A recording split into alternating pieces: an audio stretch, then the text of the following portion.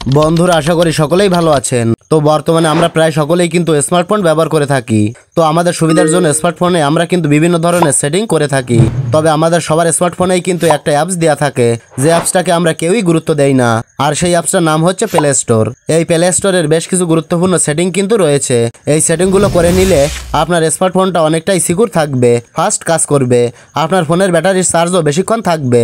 মোট কথা, আপনার স্মার্টফোনটা নতুনের মতো পারফরমেন্স দেবে। তাই আজকের এই ভিডিওতে আমি প্লে স্টোরের গুরুত্বপূর্ণ 5টা সেটিং দেখাবো। তাই মনোযোগ দিয়ে ভিডিওটি প্রথম থেকে শেষ পর্যন্ত দেখতে থাকুন। ওকে, 1 নম্বর সেটিং। আপনি চলে যাবেন প্লে স্টোরে। প্লে স্টোরে আসার পর উপর থেকে আপনার জিমেইলের লোগোতে ক্লিক করবেন। তারপর এখানে নিচের দিকে একটা অপশান দেখতে পাবেন সেটিংস নামে, এই সেটিংসে ক্লিক করবেন। এবার এই পেজের নিচে দেখতে পাচ্ছেন অ্যাবাউট নামে একটি অপশান রয়েছে, এই অ্যাবাউটে ক্লিক করবেন। এবার এই পেজের নিচে লক্ষ্য করলে দেখতে পাবেন প্লে স্টোর ভার্সন। তো আমরা আমাদের ফোনের বেশিরভাগ অ্যাপগুলো কিন্তু আপডেট করে থাকি, কিন্তু প্লে স্টোরটাকে আমরা আপডেট করতে পারি না বা আপডেট করতে ভুলে যাই। তো আপনার এখানেও যদি আমার মতো আপডেট প্লে স্টোর দেখায়, তাহলে অবশ্যই এটাতে ক্লিক করে আপনার প্লে স্টোরটা আপডেট করে নেবেন। আর এই প্লে স্টোরটা আপডেট থাকলে আপনার যে সুবিধাটা হবে, আপনার ফোনটা কিন্তু প্লে স্টোরের সাথে পুরোপুরিভাবে কানেক্ট থাকে। তবে প্লে স্টোরটা আপডেট থাকা মানে আপনার ফোনের বাকি সব কিছুই মোটামুটিভাবে আপডেট থাকা। ওকে, এবার আমরা চলে যাব 2 নম্বর সেটিংয়ে। 2 নম্বর সেটিংটা কিন্তু গুরুত্বপূর্ণ সেটিং। তো আপনি প্লে স্টোরে চলে আসবেন, তারপর উপর থেকে জিমেইলের লোগোতে ক্লিক করবেন। এরপর নিচে থেকে সেটিংসে ক্লিক করবেন। তারপর এখানে 2 নম্বরে একটি অপশান দেখতে পাচ্ছেন নেটওয়ার্ক প্রিফারেন্স, এটাতে ক্লিক করবেন। এরপর এখানে লক্ষ্য করলে দেখতে পাবেন অটো আপডেট অ্যাপস নামে একটি অপশান রয়েছে, এটার উপরে ক্লিক করবেন। আমার এখানে দেখতে পাচ্ছেন do not auto updates app, এটা সিলেক্ট করা আছে। তবে আপনার ফোনে প্রথম অপশানটা সিলেক্ট করা থাকবে, ওভার এনি নেটওয়ার্ক সিলেক্ট করা থাকতে পারে। ডিফল্টভাবে এটা সবারই সিলেক্ট করা থাকে। তো আপনার ফোনে যদি ওভার এনি নেটওয়ার্ক এটা সিলেক্ট করা থাকে, তাহলে যখন কোনো অ্যাপ আপডেট আসবে, তখন আপনার ফোনের ইন্টারনেট কানেকশনটা যদি মোবাইল নেটওয়ার্কে থাকে বা ওয়াইফাই নেটওয়ার্কে থাকে, যেটাতেই থাকুক না কেন, অটোমেটিকই কিন্তু আপনার অ্যাপসগুলো আপডেট হতে থাকবে। তো অনেক সময় আমাদের মোবাইলের এমবি কম থাকে, যার কারণে এভাবে আপডেট হলে আমাদের এমবিটা কিন্তু খরচ হয়ে যায়, এবং আমরা যদি মোবাইলে কোনো কাজ করি তখন কিন্তু মোবাইলটা স্লো কাজ করে। তাই বেস্ট অপশানটা হচ্ছে এখানে আপনি do not auto update apps এটা সিলেক্ট করে রাখবেন। এটা সিলেক্ট করে রাখার পর আপনার ফোনে যদি কোনো অ্যাপস আপডেট আসে, তাহলে আপনি নোটিফিকেশন পাবেন এবং আপনার পছন্দ মতো আপনার সুবিধা অনুযায়ী অ্যাপসগুলো আপডেট করে নিতে পারবেন। অটোমেটিক অ্যাপসগুলো আপডেট হবে না। আর আপডেট করার জন্য আপনি এখান থেকে ব্যাকে চলে আসবেন। তারপর উপর থেকে জিমেইলের লোগোতে ক্লিক করবেন। এখানে প্রথমে যে অপশানটা আছে ম্যানেজ অ্যাপস অ্যান্ড ডিভাইস, এটার উপরে ক্লিক করবেন। তারপর এখানে একটা অপশান দেখতে পাবেন আপডেট অ্যাভেলেবল, এটার উপরে ক্লিক করবেন। এখানে দেখতে পাচ্ছেন আমার অনেকগুলো অ্যাপ কিন্তু আপডেট চাচ্ছে। তো এখন কিন্তু আমি এখান থেকে আমার পছন্দ মতো অ্যাপগুলো আপডেট করে নিতে পারবো। আমার যে অ্যাপটা আপডেট করার প্রয়োজন হবে, সেটা আমি এখান থেকে আপডেট করে নিতে পারবো। তো আপনি যে অ্যাপটা আপডেট করবেন, তার ডান পাশে দেখতে পাচ্ছেন আপডেট লেখা রয়েছে। এই আপডেটে ক্লিক করলে সেই অ্যাপটা কিন্তু আপডেট হয়ে যাবে। আর আপনি যদি আপডেট চাওয়া এখানে সমস্ত অ্যাপসগুলো আপডেট করে নিতে চান, তাহলে উপর থেকে আপডেট অল এখানে ক্লিক করলেই আপনার সমস্ত আপডেট চাওয়া অ্যাপগুলো আপডেট হওয়া শুরু হয়ে যাবে। আশা করি বিষয়টা বুঝতে পেরেছেন। ওকে, এবার চলে যাব 3 নম্বর সেটিংয়ে। তো 3 নম্বর সেটিংটাও কিন্তু অনেকটাই গুরুত্বপূর্ণ।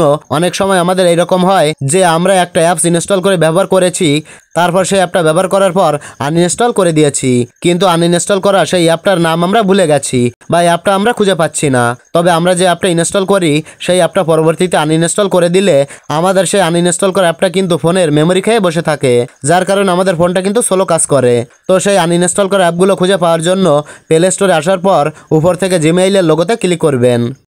তারপর এখানে প্রথমে যে অপশানটা আছে ম্যানেজ অ্যাপস অ্যান্ড ডিভাইস, এটার ভিতরে যাবেন। এখানে উপরে লক্ষ্য করলে দেখতে পাবেন ম্যানেজ নামে একটি অপশান রয়েছে, এই ম্যানেজের উপর ক্লিক করবেন।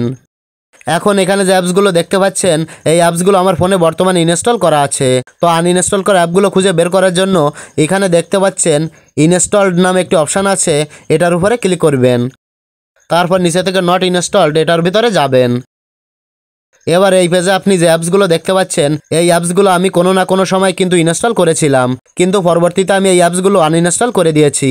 সেই আনইনস্টল করা অ্যাপসগুলো কিন্তু আপনি এখানে দেখতে পাবেন। তো এই অ্যাপসগুলো কিন্তু ফোনের মেমোরি খেয়ে বসে থাকে।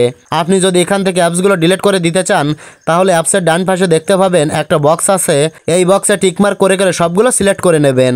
সিলেক্ট করার পর উপরে যে ডিলিট আইকন রয়েছে, এই ডিলিট আইকনে ক্লিক করে রিমুভে ক্লিক করলে আপনার আনইনস্টল করা অ্যাপগুলো একেবারেই রিমুভ হয়ে যাবে বা ডিলিট হয়ে যাবে।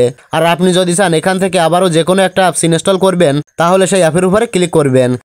ক্লিক করলে এখানে ইনস্টল অপশন পেয়ে যাবেন।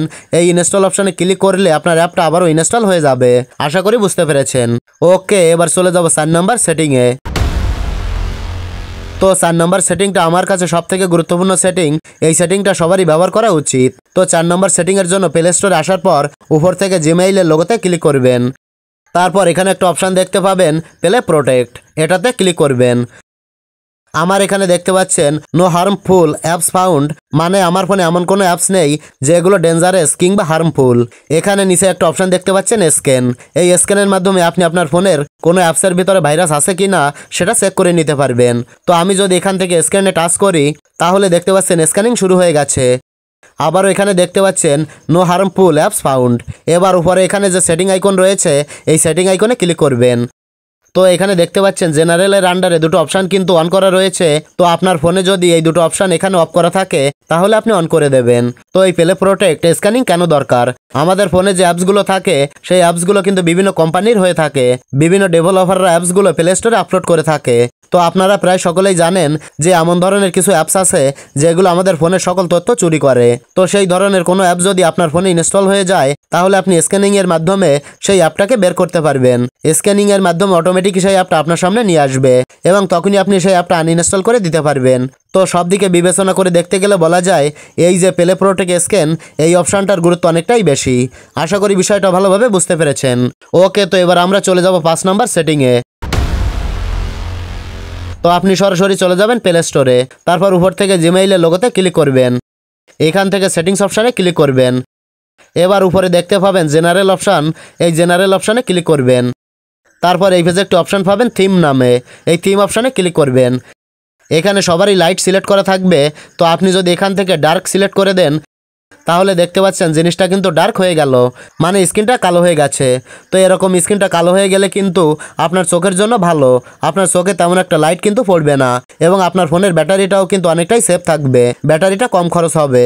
তো আপনার যদি ডার্ক মুড অপশানটা ভালো না লাগে তাহলে আবার ওই থিমের উপরে ক্লিক করে লাইট অপশানটা সিলেক্ট করে রাখতে পারেন। ওকে, তো আশা করি ভিডিওটা আপনাদের অনেক উপকারে আসবে। এটাই ছিল দেখানোর। ভিডিওটি ভালো লাগলে লাইক, কমেন্ট ও শেয়ার করবেন।